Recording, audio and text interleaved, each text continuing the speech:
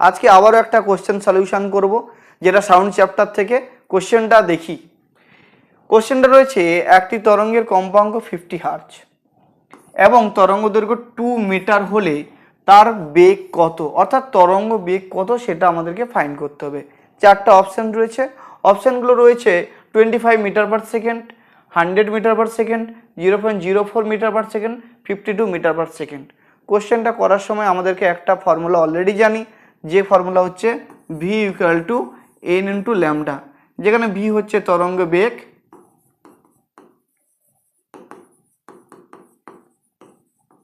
N হচ্ছে কি frequency বা কম্পাঙ্ক,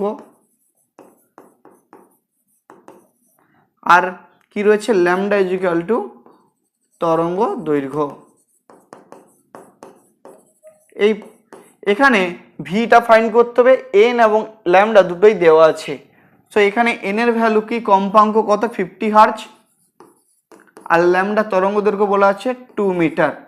দেখো 50 হার্জ এটাও এসআই ইউনিটে আছে, 2 মিটার এটাও এসআই ইউনিটে আছে, তাহলে 50 ইন্টু 2 100 মিটার পার সেকেন্ড, কারণ এটাও এসআই ইউনিট দিয়ে ফাইন্ড করতে হবে।